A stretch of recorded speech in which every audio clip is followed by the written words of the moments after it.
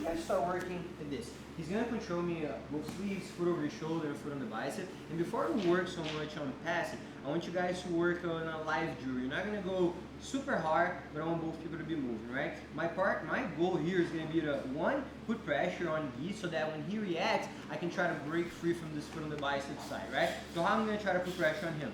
I step my foot deep on the side of his hip, and I try to turn sideways. The lower I can get over here, the more pressure I'm going to put on him. It would make it easier for me to squat down and flare, and it would also make it easier in case Guy tries to push me away with his foot on the bicep to get my other knee in and circle my hand. And that's exactly what I want you guys to do. But we're not going to do this statically. We're going to do it a little bit more live. So top person is going to be looking for two things.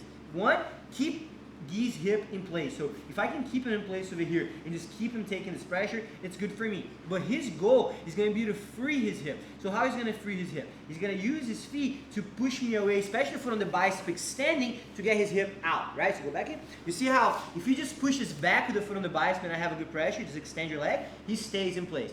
But if he extends and goes on his side with it, boom, his hip comes out, right? And that's what he should do. But I want the top person to try to capitalize on that. So as he does that and he extends, look at how I can bring my other knee inside, and now I can circle my hand and go back to the pressure, but now I'm back to the pressure free. I have this leg in control. We could start stacking. We could put more pressure and try to pass. So that's as far as we're going to go for now. I'm going to start grabbing collar, pants. He's going to have both of my sleeves. I lay down the pressure on him. He's actively trying to get out, and if I lose him but I couldn't disconnect, I'm not going to try to break free. I'm going to try to get it back.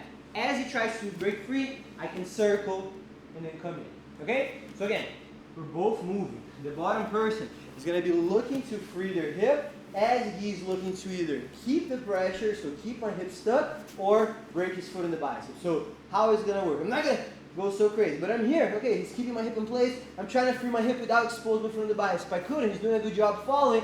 I start extending. Boom. He's able to do that. Amazing. He gets it. We go back. Do it again. Now, maybe he won't get it on the first time. So if I got my hip free, I'm not going to try to attack him. He's going to work his way back into the pressure so that as I do that again, maybe now he can time it a little bit better and he can beat it. Okay, so we're going like halfway. So you can let your partner eventually get that so he works. You don't want to just hold on it so hard that he's never going to be able to work on it.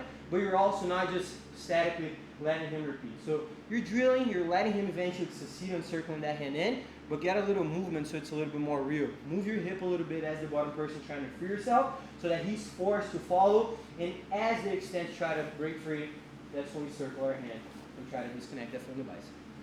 Make sense? If you do succeed, or when you succeed on the break on the foot of the bicep, just try to get back. So let it go in. So here, as I extend, he breaks it with his knee and with his hand, and then he comes back to the pressure, but now he has the same pressure he had before, but he's dominant on this side, which is going to make a big difference on how he can start passing. Okay? So just that, guys. So one, we work on putting pressure. Two, we work on kind of freeing our hip. And three, we work on trying to circle out all at the same time. We go 2 minutes top, 2 minutes bottom, and then we bring it back, and we work on some more static drill techniques from there. Okay? Let's go guys. Partner up. 1, 2, 3. So that you know how to deal with it, right? When Guy's hip is in control, so of course he's not in control to the point where I'm passing, but in control where he's kind of, his legs are bent and I'm putting a lot of pressure, right? When I was saying that he was extending his leg to free the hip, if he just extends his leg forward like this, did his hip go anywhere? No, his hip stays right in place, right? And we've talked about this before. Every time someone's on their feet and you extend the foot on the bicep, I'm not saying it's gonna be bad, but it could be bad. And I want you guys to practice this too. So go back. If my partner decides, and I'm here, right side of his body, if he decides to do this, I want you to try to keep the weight on this leg, but I'm gonna take a big step forward. And when I step forward, I'm gonna hip in.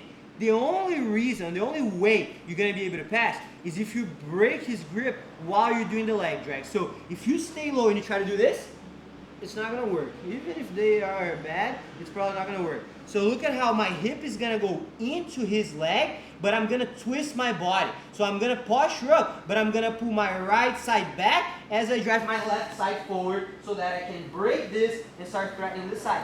And this ties into what we were doing last week, just the simple drive-by pass, right? Every time I drive by, I pull this arm back, drive this one forward. But now, because I need to break the grip, I need to go back. I need to be even more explosive. So we can practice this. If I'm here and he just extends up, I step, and when I hip in to break, I'm snatching this grip out, and we can start just dropping down. It doesn't even need to end in like a leg drag scenario. It could end a lot more like a drive-by like that. So you guys can practice that in case he has that reaction. But I want you to understand that what I meant, and it's important that you understand because if you're the bottom guy, you're gonna wanna free your hip in a better way, that you extend your leg, look at that, go on your side. Look at how now I can hip into it and his hip is free.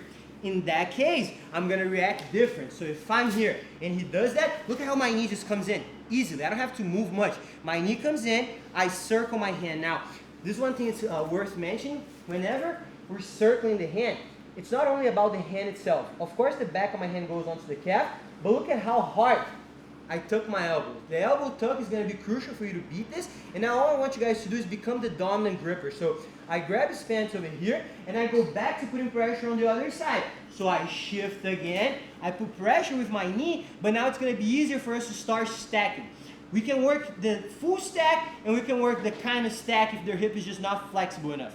Look at how I squat my back leg down, flare my elbow up, and now when I walk forward, I don't turn into him. I stay sideways, so look at my right knee, how it slips over the back of his knee. I can reinforce with my elbow, and now two options. If they're not flexible and they're already dying and you feel like they're coming back, we're just gonna switch. This one's gonna go on their butt, this one's gonna go behind their knee, and now I get out of the way as a dragon pass, right?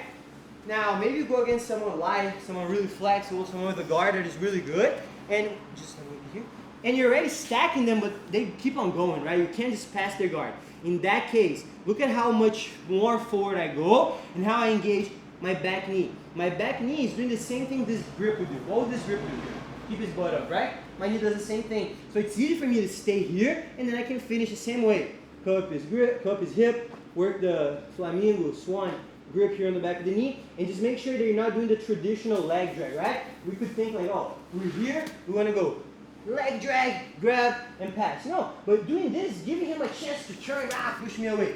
So if you got him this much stacked over here, when you're dragging, you're letting his hip drop, getting out of the way, so you can just advance and pass after, okay? So practice all three. Practice the wrong reaction or the not ideal reaction, and then when you're working the leg drag, work in case they can get fully stacked, and also in case they cannot get fully stacked. So same thing, I put pressure, he just extends leg forward. Step, when you step, you go hip in, twist, use that to start drive by, you can reach over, start saddling. But now, he's gonna give me a good reaction. So look at how I don't have to move much. I just squat on the other knee, hand, elbow, grip, now I go back. Now, as I squat, I flare, I walk forward. If I can trap his hip, same thing. Hand, leg, and I start dragging. If I feel like here, his lower back's not gonna go any higher, he's already coming back really low, I grab his pants, try to get behind, so that as I drag this across, I can just get out of the way and pass. Okay, so for the bottom person, think about that, guys. You never want to just be here, no matter if you're taking pressure or not, and do this. It's not good. Just chill here. The only moments you do this is trying to make him move. So for example, if I had his pants and I'm trying to make him step, oh, okay, I get him in. Or he's passing my guard and I'm using this to push him away. Connect on his leg, do something, okay. But you're never, very rarely, gonna be, especially when they're on their feet, just hanging out with your legs stiff. If you're gonna extend the foot of the bicep, the angle is better. You can control it, you can regain control. This very bad, guys. Very easy for them to circle their hand, very easy for them to hip in, it's very easy for them to break. So keep that in mind as the bottom guy, but we'll work on all the reactions now as the top person. Okay? Let's go, guys. 1, 2, 3. They have open guard here with both sleeves in control. They're open to changing the grips, changing the guards, whatever they want to work. But I really want the top person, especially when you start, to try to use the pressure to your favor. It doesn't matter if they're going to insist on this, if they're going to try to switch to a different set of grips, different guard control. If you start already off to the side and you're leaning, I feel like it's going to be a lot easier for you to start attacking them, right? It's going to be easy for you to just start here if you want to try to stack them right away. It's going to be easy if you want to try to disconnect and maybe go back, reach on the toes, start working like that. So for the top person, just try to position yourself well in the beginning and don't rush so much on passing itself. Right now, I'm more concerned with you guys getting a good pressure and becoming really hard to sweep than passing itself. So the bottom person can have even more the responsibility now in this drill of trying to score, trying to sweep. For the top person too, of course, they can find a pass, you should capitalize on it, but try to stay heavy, guys, distributing away in a way where even though he has both of my sleeves and he's in a good guard position, he's not comfortable. He's always forced to try to extend me away. He's always forced to try to get his hip out of that pressure. The more you guys keep on following and putting pressure, you see how much it's going to start to fade and how many more openings you're going to find. So we are going to go until we score, but I just want the mentality to be a little different. Bottom person can try to push the pace a little more and trying to score, try to sweep, try to finish, try to pick it back, whatever. And the top person, try to pass more if you see openings, right? Try to think more about putting pressure on it. And if you find an opening, if he gives it up, of course, take your back, finish, whatever you can. But just try to be very solid on top, okay? 2 minutes top, 2 minutes bottom. Start with those controls for your open playing kind of guard and passing kind of way as well. So guys, 1, 2, 3.